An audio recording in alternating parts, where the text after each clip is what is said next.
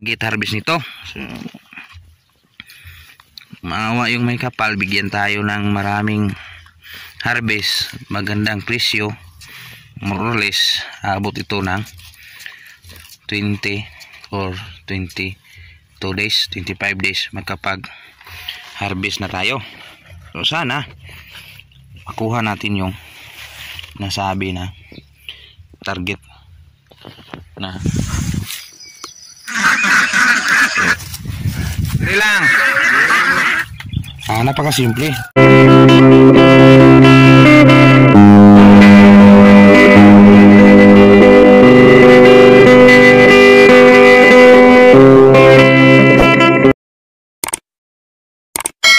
Sakto morning, mga kasakto. So mga kasakto, nandito tayo ngayon sa ating Chinese cabbage. So last nating upload dito is yung pinakita natin yung paano siya pinalaban sa bagyong Inteng. Anong rason? Bakit siya tumayo na may hangin pa rin? Ang purpose nun sa ginawa natin, ipakita natin dito. Mabasa kasi tayo dyan, no? Malakas yung ating improvised ulan. So yan, no? Improvised ulan. So nakashower tayo dyan. So sa ganitong edad, takam na takam siya sa tubig, o yung ating improvised water sprinkler o water cannon. Yung water cannon nandun, so, yun, no? Water cannon yun sa ating kapitbahay. So dito sa atin, ano lang, yung mild lang. So dadalhin ko kayo rito sa ating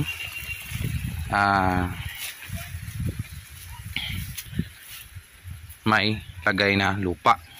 So ito. So dito wala kasing tubig dito. So ipakita natin kung paano natin siya ginawa. So dito kasakto, pansin nyo yung mga lupa na tinambak natin sa kanyang puno for the purpose na tumayo yung ating pitsay. Kung may hangin dito, tumaan siya dyan, dyan lang gumalaw, pero dito is may nakaabang na lupa. So wala nang hanging habagat, wala na rin si bagyong Inteng yung ating tanim. Thanks God, praise the Lord. Salamat sa itaas na iwanan tayo ng tanim. So may hindi naubos ni Inteng lahat. So may natira tayo. So ito na nga, i-survive pa rin natin. So yung purpose nito is for the quality. Yung quality sa taas is good na. Pero huwag kumpiyansa. Yung insecticide, maintenance pa rin. Huwag hintayin na maunahan kayo. So ito, ginawa natin. May lupa. Tanggalin na naman. So yung parang trabaho natin para tayong linaruan na ng bagyo, no? Pero pasalamat pa rin tayo kasi hindi ito na galaw ni bagyo. So wala na. So pinuha natin yan, no? So malinis na yung lupa sa ilalim. So clean na yung kanyang baba. So gawin niya isa-isa.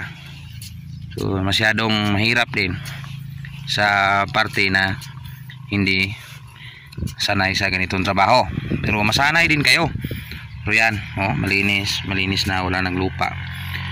Para ano bang ginawa natin? Bakit natin tinanggal yung kanyang poste o yung haligi sa ilalim? Ginawa natin dito is para tumibay yung puno, dinagdagan ng lupa. Tanggalin naman natin para sa quality. Ano ba ang quality inaasam-asam natin?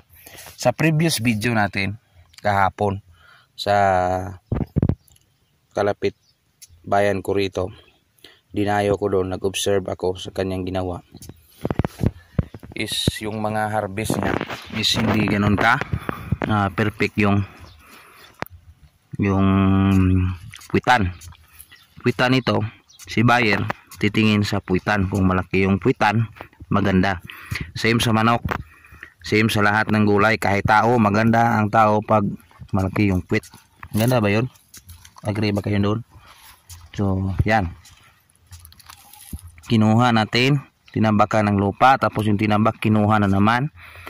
Kung may bagyong dadaan ito, aswerte na lang. Kasi hinahabol natin dito is yung quality, wala pa namang bagyo. So more or less sa 20 days siguro is makapag-harvest na tayo nito. God's blessings kung bibigyan tayo ng magandang quality. Kasi kinuha na natin yung ilalim, yung tinambak natin, wala na yan. So makapag-boilo na siya. Yan, tinambak, kinuha. So napaka laborious yung ating ginawa sa ating Chinese cabbage o pitsay, tawag to sa amin. So usapang insecticide naman tayo. So hindi pa ko pa napakita kung paano ito natin in-insecticides, pero may previous video na tayo. Yung mga ginamit natin, balanse lang si same pa rin, hindi nawala si Mitomil at saka si Cycarb. Natural, yung mga natural na mga fungicide na ginamit natin, yung hindi mo murahin lang, hindi yung mga mahal. Yun lang ang ating tinitira. So ano ba yung ating target harvest nito? So maawa yung may kapal, bigyan tayo ng maraming harvest, magandang presyo. More or less abot ito ng 20 or 22 days, 25 days magkapag harvest na tayo. So sana makuha natin yung nasabi na target na makapag-harvest tayo. Dito marami pang hindi nakuhanan ng lupa. Again, after nito magpakain na rin ako, kasi kung pakainin mo siya na may lupa pa na tatanggalin ka, mahirapan ka. Siyempre yung abono, kung ganito yan, maglabas ka ng abono dyan, malayo yung ugat. Purpose nito, kukunin muna yung lupa bago magpakain. Yan ang matuturo ni Insakto TV sa inyong mga kapwa farmers. Hindi tayo na madamot sa ating kaalaman. Ang purpose natin dito is may share. Big purpose may share sa ating kapwa farmers kung anong mga realidad o mga sistema na accurate na ginagawa natin, para nang sa ganun malaman ng iba at may apply din sa kanilang farm. Commercial man, organic farming, alam natin yan. Pero tayo nasa commercial, kasi kung mag-organic tayo, wala naman tayong pala doon, kasi source of income natin dito lahat kinukuha yung anong kinakain ng ating pamilya. Binibenta, binibili ng bigas, binibili ng pagkain.